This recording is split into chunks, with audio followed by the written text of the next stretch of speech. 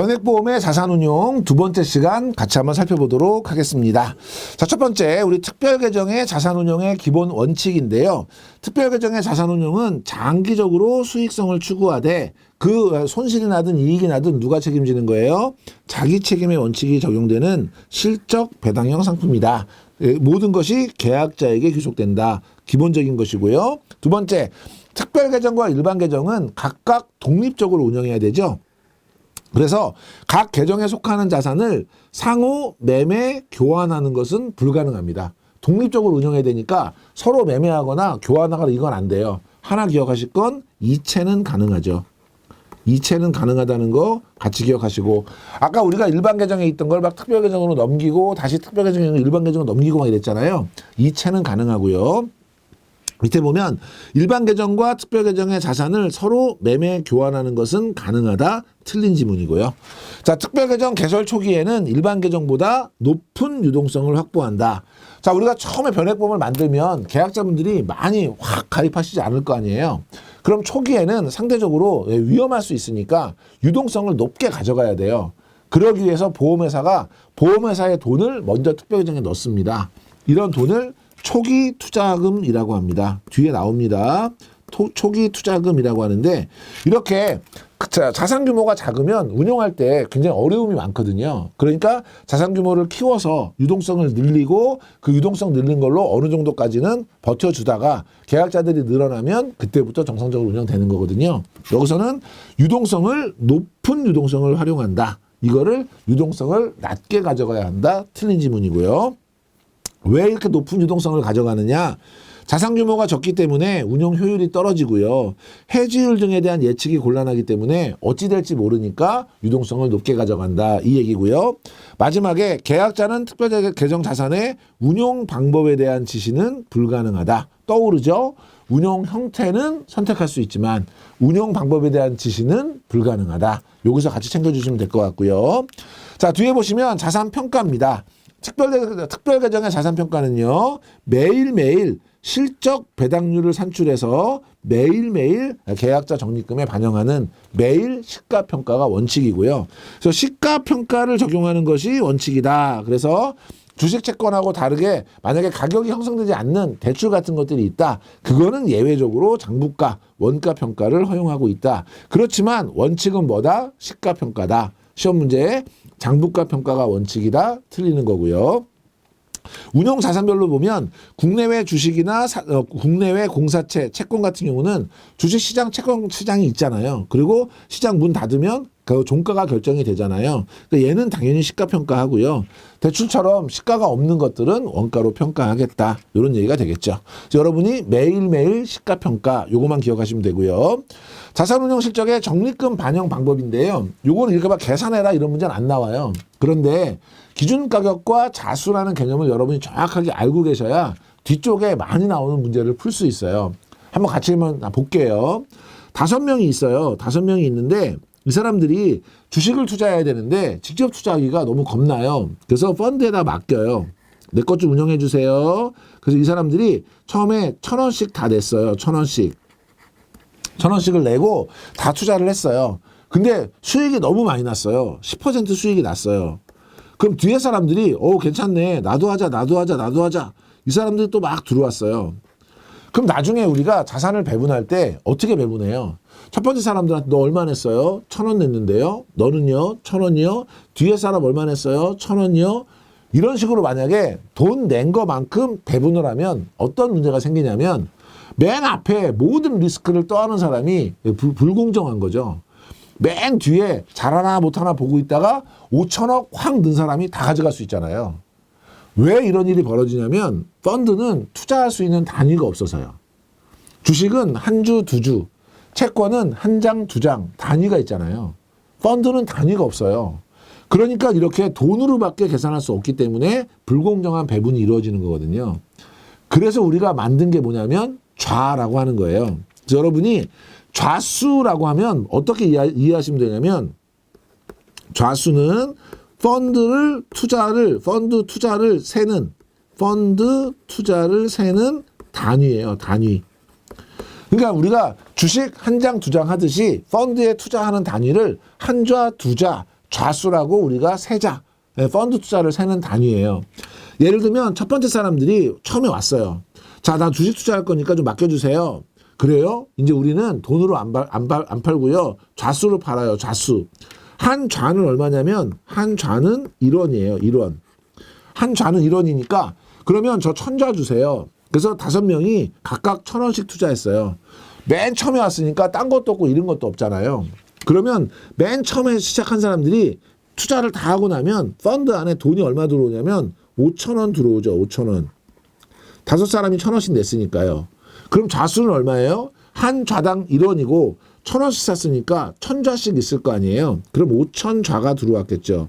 5,000좌가. 그러면 이게 10%가 올랐다는 건 무슨 의미냐면 펀드 매니저가 이 5,000원을 들고 주식에도 투자하고 채권에도 투자하고 그래서 수익이 얼마가 됐다는 거예요. 평가 금액이 5,500원이 됐다는 거죠. 5,500원. 그렇죠? 그러면 지금 처음에 5,000원으로 시작했는데 5,500원 됐으니까 500원 땄잖아요. 그럼 그 500원은 5,000원 대비 10%잖아요. 그래서 지금 수익률 10%입니다. 이렇게 얘기한 거예요. 이 얘기를 듣고 주변의 사람들이 야, 그거 잘하네. 나도 하자. 막 왔어요. 그랬더니 펀드 매니저가 이제 우리 돈으로 안 팔아요. 좌수로 팔아요. 그랬더니 그래요? 그럼 저도 1,000좌 주세요. 이렇게 된 거예요. 그럼 이때 1,000좌를 얼마에 팔아야 될까요? 지금 펀드에 들어있는 좌수는 5,000좌예요. 근데 얘가 평가 금액이 얼마냐면 5,500원이에요. 여러분이 사과라고 생각하시면 돼요. 사과 5,000개가 있는데 가격이 5,500원이에요. 어떤 사람이 와서 1,000개만 달래요. 그럼 얼마에 팔아야 돼요? 1,100원에 팔아야죠. 그럼 나중에 우리가 어떻게 평가하냐면 첫 번째 사람한테 몇 좌 있어요? 1,000좌요. 두 번째 사람 몇 좌 있어요? 1,000좌요. 이렇게 배분하는 거예요.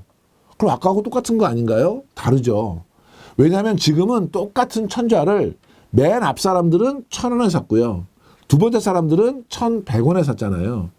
프리미엄을 이미 다 내고 샀단 말이에요. 그러면 공평한 배분이 이루어지는 거예요. 야, 좌수가 있으니까 공평한 배분이 되네. 이렇게 만약 운영을 하시면 굉장히 어려운 일이 생겨요. 초등학생이 200원 들고 와서 저 200좌 주세요. 이런 경우도 있고요. 돈 많은 사람이 와서 1억 5,648만 5,404좌 주세요. 쉬다가 끝나, 쉬다가. 그래서 우리가 한 좌를 1,000원으로 할 걸 한 좌를 1원으로 해가지고 굉장히 어려워졌어요. 우리끼리 약속했어요. 우리는 낱개로 팔지 말자.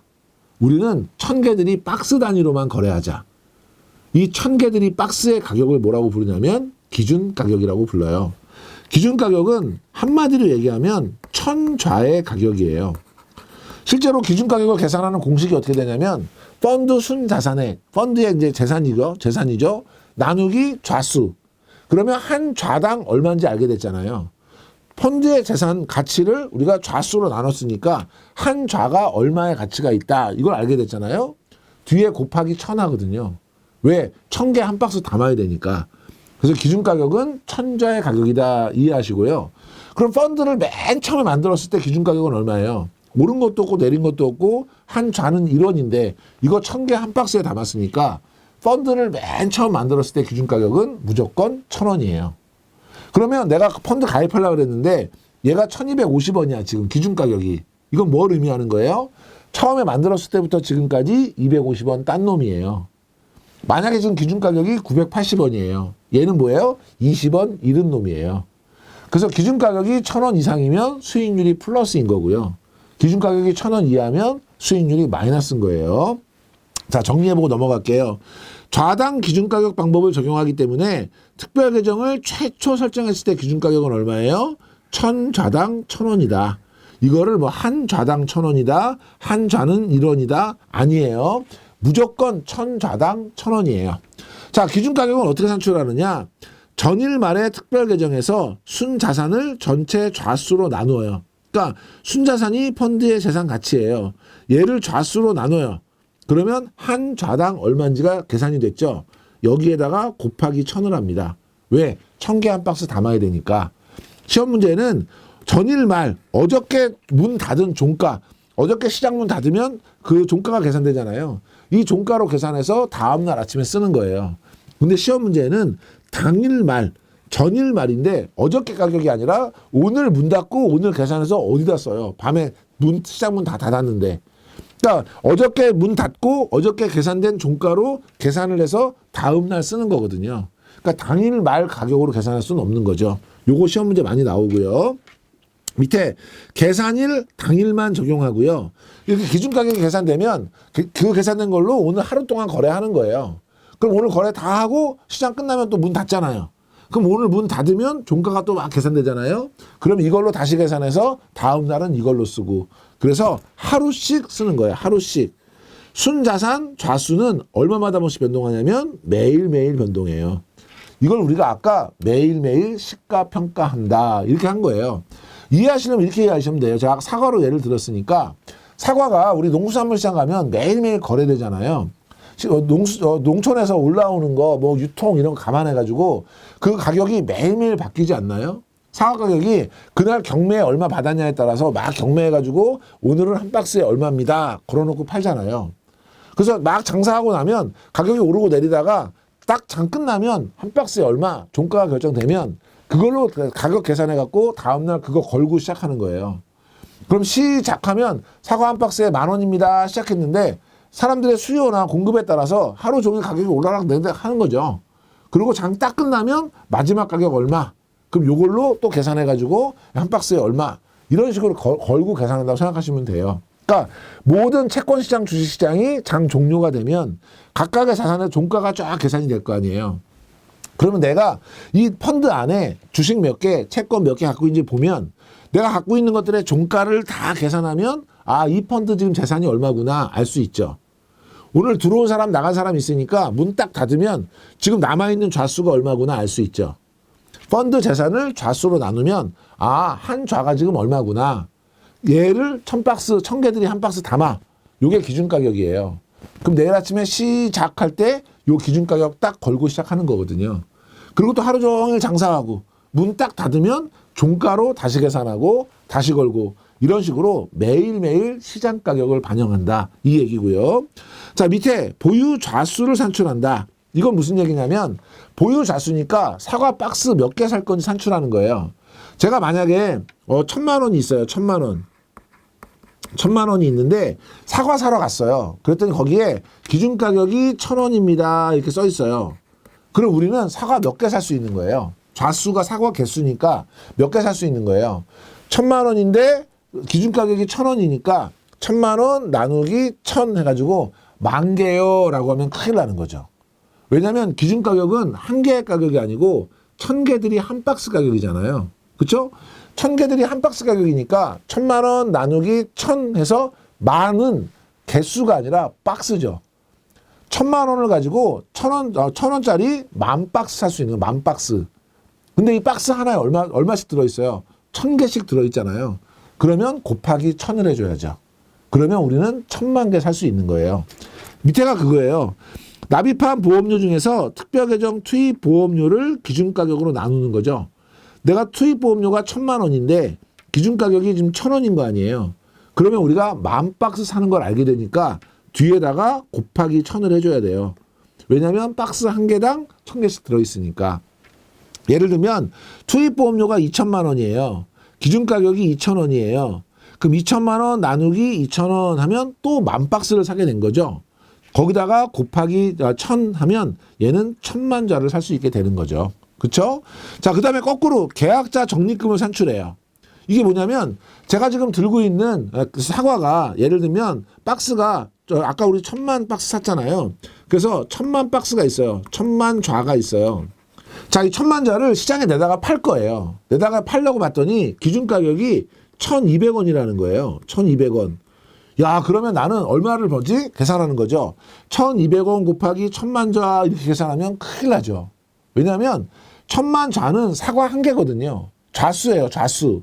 근데 여기다가 1,200원이면 한 박스 가격을 곱한 거잖아요. 그러면 안 되죠. 우리가 한 개에다가 박스 가격 곱하면 엄청 커지잖아요. 그래서 얘는 1,000으로 나눠줘야 돼요. 밑에 보시면 계약자 적립금은 기준 가격과 보유자 수에 비례하고 해당 일의 기준 가격 1,200원 곱하기 보유자 수 1,000,000좌를 곱하는 거예요. 그러면 한 개의 박스 가격을 곱했으니까 그때 뭐 어떻게 해주냐면 나누기 1,000을 해줘야죠. 왜냐하면 한 박스에 1,000개 들었으니까 나누기 1,000을 해줘야 금액이 맞는 거죠. 그래서 돈을 좌수로 바꿀 때는 1,000을 곱해줘야 되고 좌수를 돈으로 바꿀 때는 1,000을 나눠줘야 돼요. 밑에 보시면 보유 좌수가 800만 자예요. 근데 기준 가격이 1,400원이에요. 그럼 냅다 곱하면 굉장히 큰 금액이 나오거든요. 나누기 1,000 하면 1,120만 원이 되는 거예요.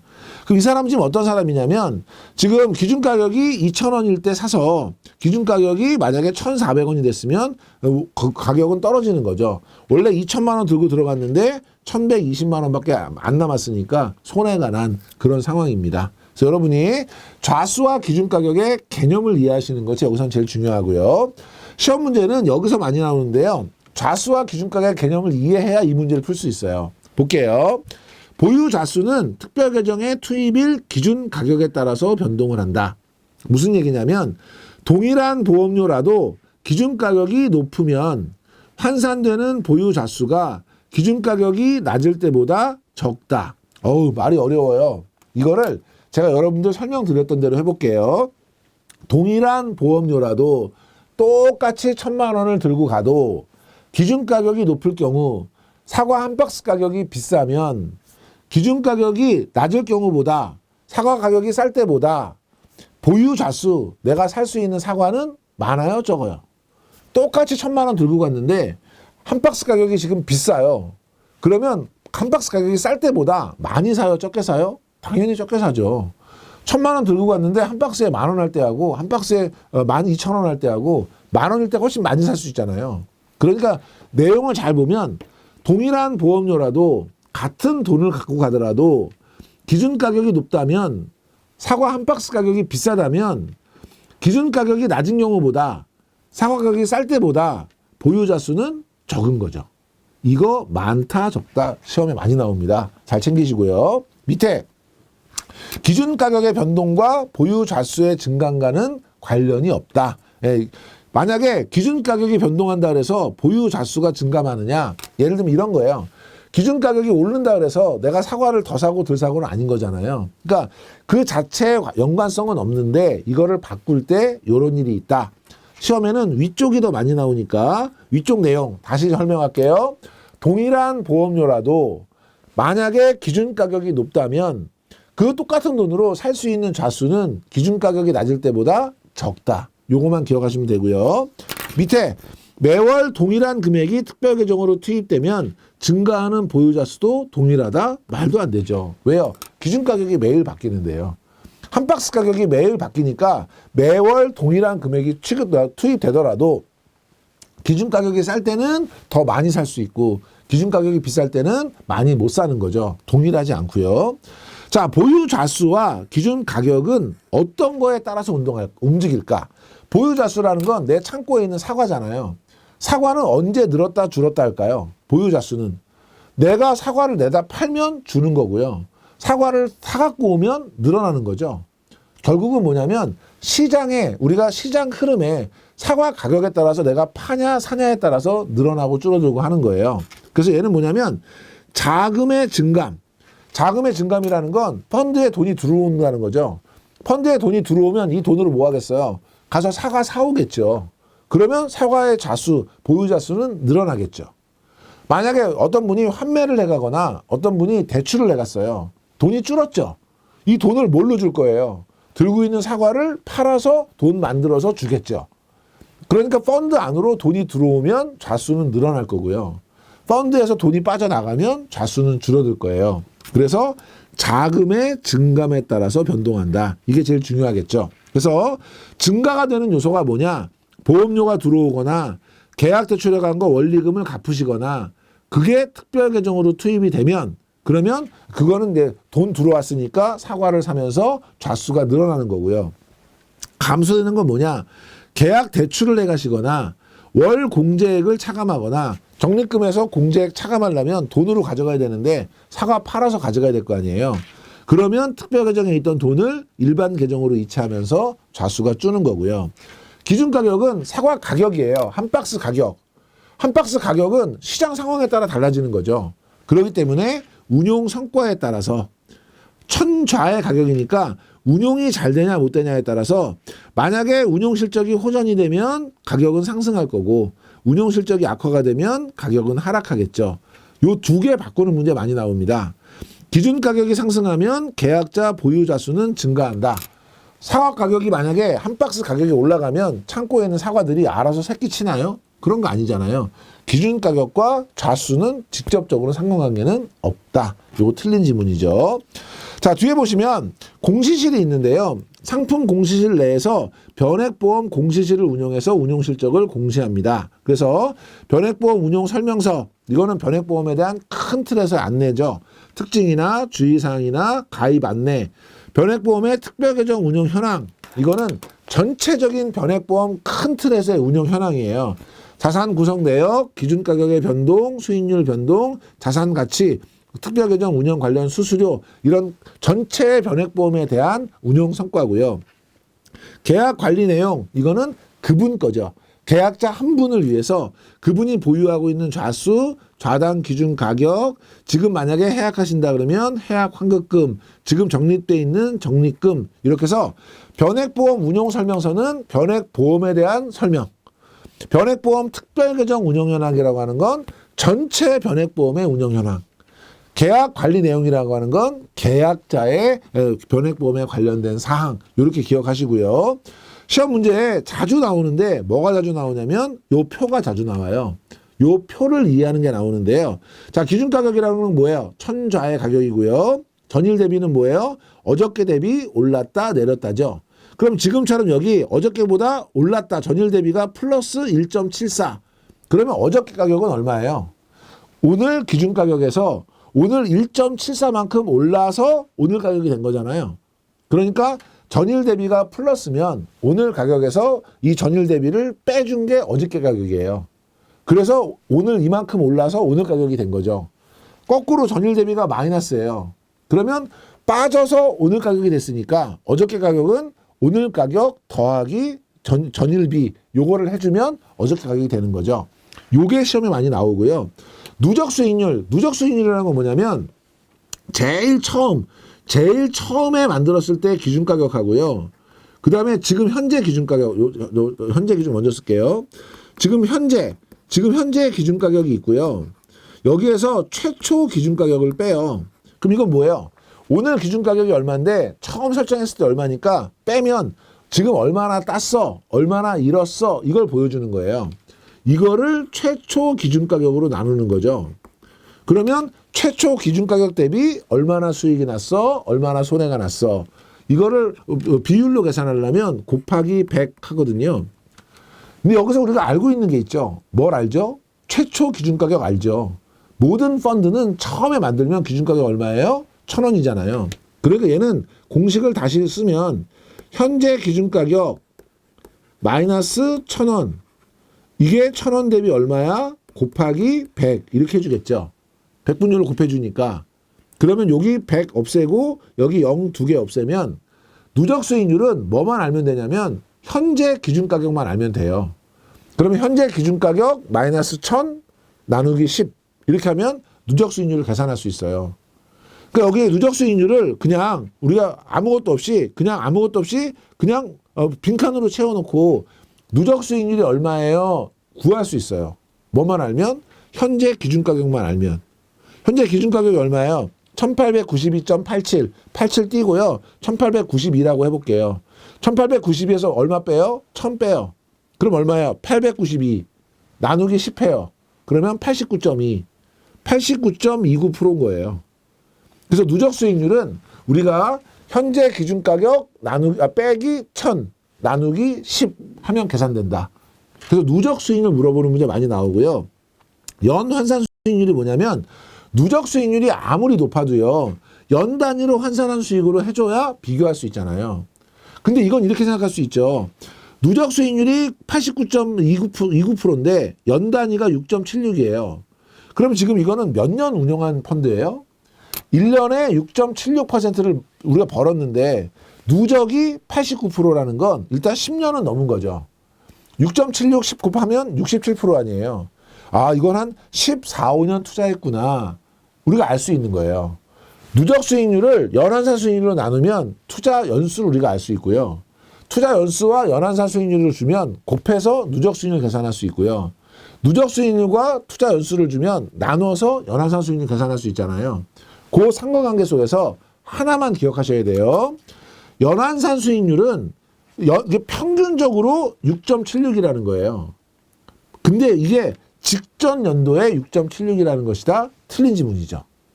예를 들면요. 이 누적 수익률은 만약에 13년 투자했는데 빵빵빵빵빵 12년 동안 수익이 하나도 없었어요. 그러다가 작년에 한꺼번에 86%, 89% 수익이 났어요. 그래도 연환산 수익률은 6.9예요. 왜냐하면 누적 수익률 나누기 투자 연수이기 때문에 평균적으로 6.76을 먹었다는 거지 작년이 6.76이었다거나 계속 6.76이었다는 아닌 거죠. 손해나고 수익나고 어쨌든 누적 수익률 나누기 투자 연수 이게 연환산 수익률이다. 요거 기억하시고요. 순자산 가치는 정리하시면 되고요. 밑에 보면 누적 수익률은 감소할 수 없고 항상 증가한다. 그렇진 않죠. 손해가 나면 감소할 수도 있는 것이고 최초 개설 이후 1년이 경과하지 않았더라도 연환산 수익률을 공시해야 된다. 통상은 1년 경과한 이후부터 공시합니다. 요거는 문제를 통해서 여러분이 기억해 주시면 되고요. 다음에 자산운용 옵션 이것도 자주 나옵니다. 첫 번째 펀드 변경. 시장이 계속 바뀌니까 시장 상황에 맞춰서 펀드를 변경할 수 있도록 해주는 거죠. 연 12회까지 수수료 별도로 부여하는 거고요. 자, 계약자는 간접 선택권으로 효율적 포트폴리오를 운영할 수 있도록 해주고 회사는 이런 거 없으면 고객이 시장이 움직이면 해지할 거 아니에요. 해지를 방지해서 유지율을 제고하고 변경 횟수는 연 12회 수수료 청구는 원칙적으로 가능하다. 그런데 경쟁이 심해서 없는 경우가 많다. 이 얘기고요. 뒤에 보면 횟수 제한이 없다든지 회사별로 동일하다든지 이런 거는 잘못된 지문이고요. 펀드별 편입 비율 설정. 제가 맨 처음에 변액보험 가입할 때 주식형에 50%, 채권형에 50% 넣어주세요. 그러면 저희가 보험료를 내면 자동적으로 50%씩 나눠 넣어주는 거. 이게 펀드별 편입 비율 설정이에요. 그래서 펀드 변경 중에 일부 변경을 가능하게 하기 위한 기능이고요. 가입 시점에 납입보험료를 분산해서 투자하고 리스크를 도모하시는 거고 효율적 자산운용에 간접 선택권을 행사하는 것이다. 결과적으로 펀드별 편입 비율은 맨 처음에 설정한 대로 돈을 넣어주는 거다. 이렇게 이해하시면 되고요. 펀드 자동 재배분 얘가 시험에 제일 많이 나와요. 이런 거죠.